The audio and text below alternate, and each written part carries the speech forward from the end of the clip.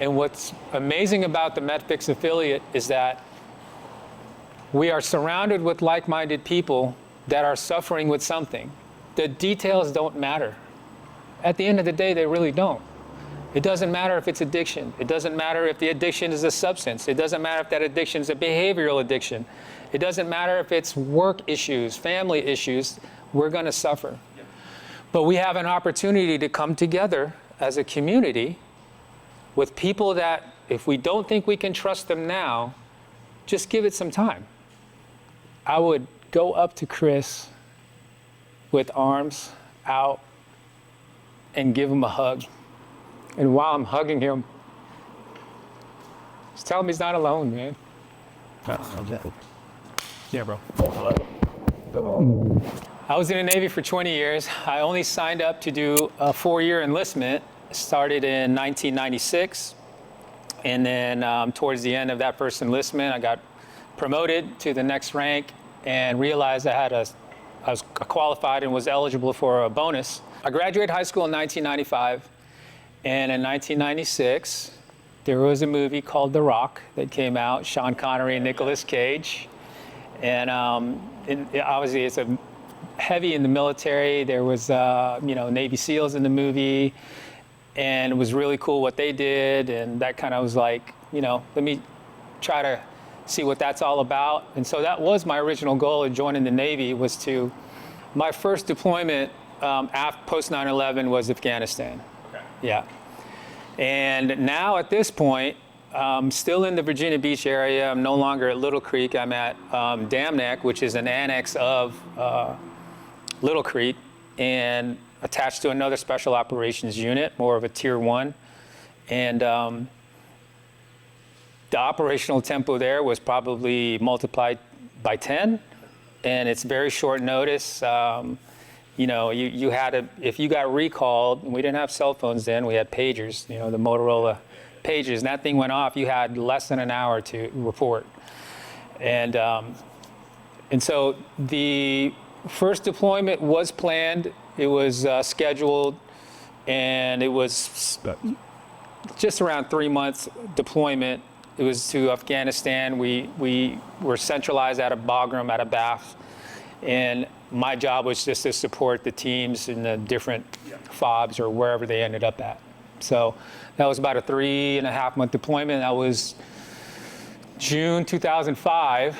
And unfortunately, because we were scheduled, I say unfortunately, we were already scheduled to leave the weekend before 4th of July. That's when Operation Red Wings went down. And what ended up at the time, this was a week before we were to deploy. It was initially going to be a search and rescue. Then after the days went on, we realized it was going to be more of a search and recovery. And so by the time we were boots on the ground in Afghanistan, we hit the ground running, trying to salvage whatever was left. And at that time, elements from another special operations community were going out and getting amazing intelligence and finding certain key elements of the enemy, more or less. And every mission was given a name from a hockey team. And it just so happens this particular mission ended up Detroit Red Wings. And so this one was titled Red Wings. It was originally a 4-man recon element. And they got stumbled upon by local goat herders and sheep herders, whatever it was. And so they got compromised. And we all know the movie now. And there's books are out detailing that mission. But 3 of our guys did not make it. 1 did, which is, he was able to live to tell his version of the story. And so we came in country a week after that. And, things, the people that I was stationed with knew these people, the other soldiers that were a part of Red Wings really well. They trained with them. They went through buds with them, were stationed with them at other parts of their career.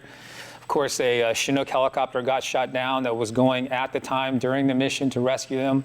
So even more team guys lost their lives in that accident. So at that moment in time, it was the largest loss of life in naval special warfare history. And I say that at that time because unfortunately, not too many years after that, we actually had a worse, more catastrophic loss of life in the community. So, but my role there was just combat support. I was the logistician, make sure the guys had what they needed when they needed it. And it was really cool to see, to contrast that from being on a ship. Not that the regular fleet and the regular Navy is not important.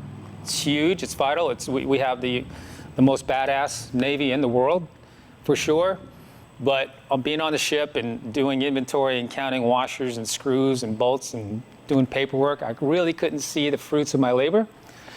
But being stationed with the special operation community and working with these guys hand in hand, like I knew exactly that if I was issuing you a part or gear, like you're doing something with that, it's really taking it to the enemy at that point in time, which at that point in time, post 9/11, like that's what it was all about. So the operational tempo definitely went from, the highest it could be all the way down probably to the lowest it could be. I ended up going into, because at that point I had been qualified, certified, if you will, as being a general instructor.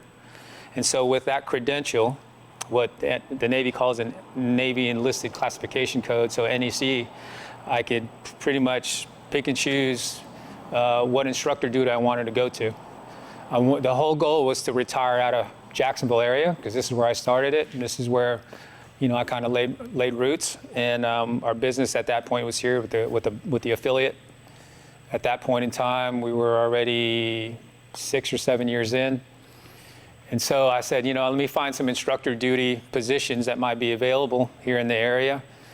And lo and behold, there was a spot open at the rescue swimmer school. So when I was on my ship, rewind back, I was a rescue swimmer. I had that credential.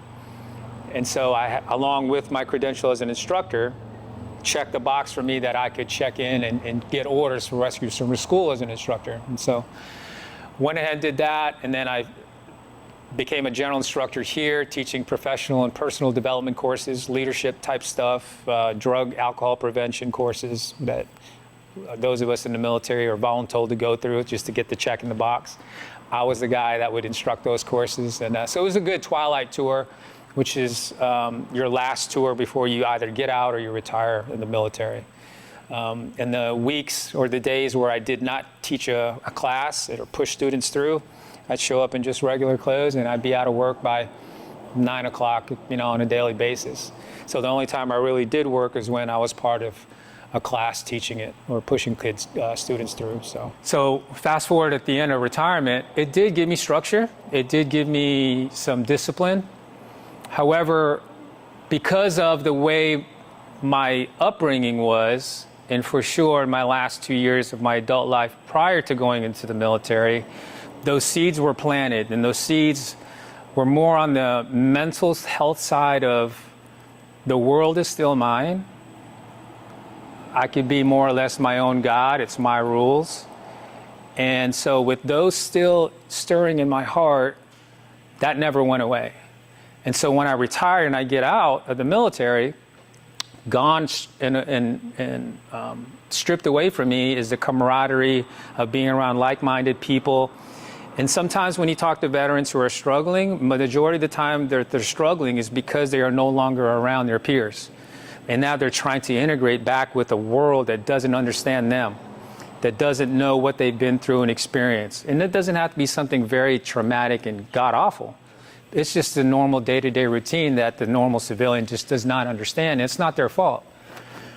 But we also, as veterans now, don't understand them, right? And so there's a lot of judgment and pointing fingers.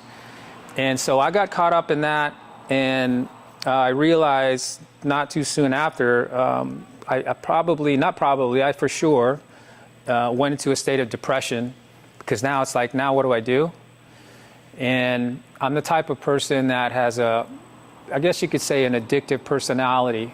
And coupled with that means I need to be doing something. If I'm filling time and at least feeling like I'm productive, I'm doing what I'm supposed to be doing. And so I'm not surprised at all that immediately, soon after I retired, I found myself in the police academy to figure out what, if law enforcement's for me or not. And, of course, fast forward to now, I still am a law enforcement officer here in the area. But what I realized, it was probably done for the wrong reasons at the time.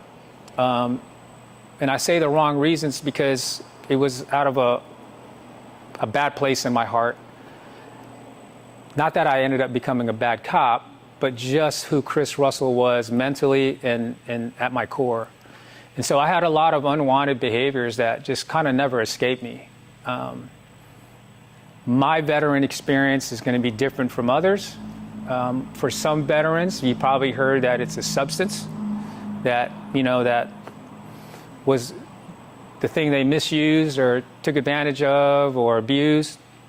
For me, I definitely had that, that's low-hanging fruit, right? If I drink this bottle or take this pill, it just kind of dissociates me from who I am at my core. I don't like that. It makes me uncomfortable. And so let me just find something that will kind of quench that in the moment. And so that for sure was a part of it, but that wasn't my problem. It wasn't the bottle. It wasn't the pill. Those are the things I went to cope with my real problem. And so I did a lot of work to figure out what the root cause of my problem was, and whatever that hole was in my soul that I kept trying to plug with many different things. And I wish I could say that I read a book and figured out what it was, and or I listened to a wonderful, amazing TED Talk, and it just kind of opened my eyes up. But unfortunately for me, what brought me to my knees and humbled me was getting caught doing the behaviors that I already wanted to stop doing and wanted to avoid doing, and things that brought shame and embarrassment. And now it's in the public eye because I got caught. And because I've gotten so used up to that point, so this is 2019, prior to 2019, most of my adult life, it was easy for me to just come up with a justification. That's an easy way for me to say lie. So it's easy for me to lie. I can lie my way out of anything, which is crazy talk because I just told you what I do now as a police officer. I'm not going to say police officers lie, but it was second nature for me. And so when I got caught, that was my first instinct. I'm like, I'll just talk my way out of this. I'll explain my way out. I'll justify it. But when I was brought forth with evidence and I couldn't lie my way out of it, now it's like, oh, okay, this is real. And so it was a place that was very unfamiliar territory for me. My family was involved. And so now what? I went to sleep that night. Well, I went to bed that night, didn't really sleep much. And the reason why I probably couldn't sleep much is, looking back now, is that I had one question that kept me up all night. And it was definitely there in the following morning. And that question was, Chris, what would your life be like if you didn't have any of these secrets? And I don't think I've ever asked myself that. I don't think anyone's ever asked me that question. Because when you're living a life full of lies upon lies upon lies, the question that you probably won't have in your mind is, what would it be like to not lie about anything? And then I asked myself why that question kept like, why is that still resonating? Because the answer scared the hell out of me. For me to no longer have lies, that means that I have to share secrets. I have to confess what all these lies are and share all these things in my past that brought so much shame, judgment, and ridicule, and I would get ostracized. I'm going to lose my family. I might lose my job. All these things, all equated to you will lose something if you confess and share your secrets. But the question was, what would your life be like without any of that? Because I was so burdened, I was so tired and exhausted from all this just weighing on me, to the point where I'm like, if there is freedom on the other side of this, and that's what it takes for me to actually lose something in order to gain something, then that's worth it for me. And that's when I followed through with that. And to receive the complete opposite of what I thought I deserved,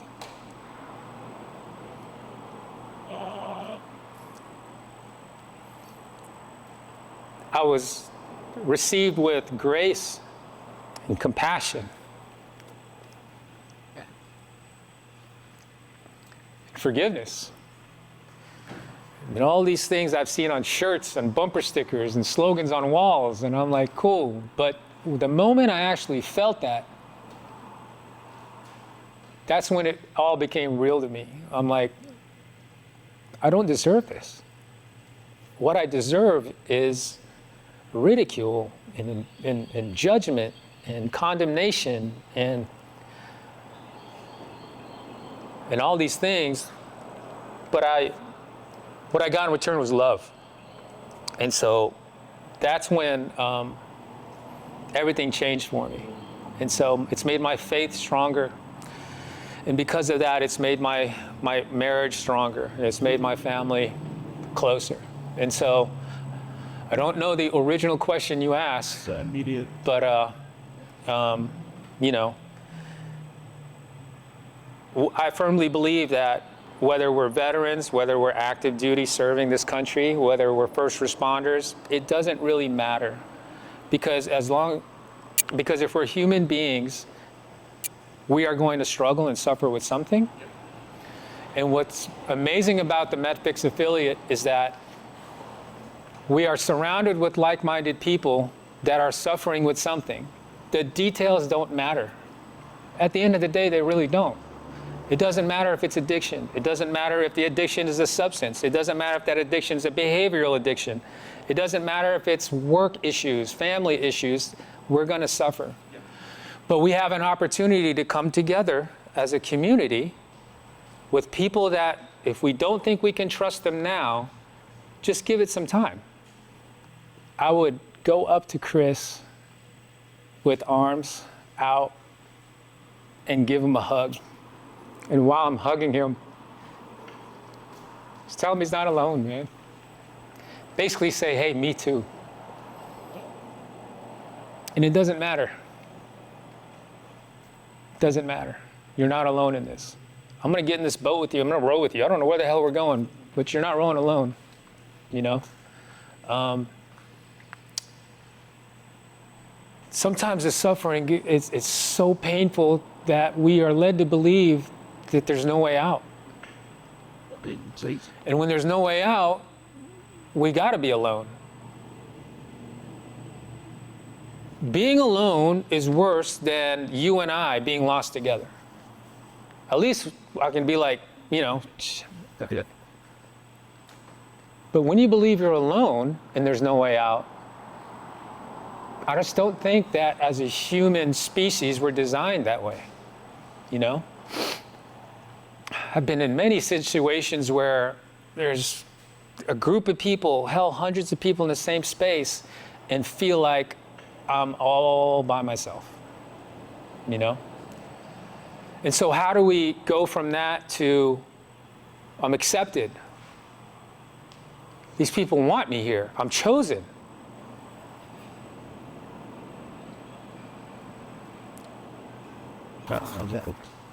Yeah, bro.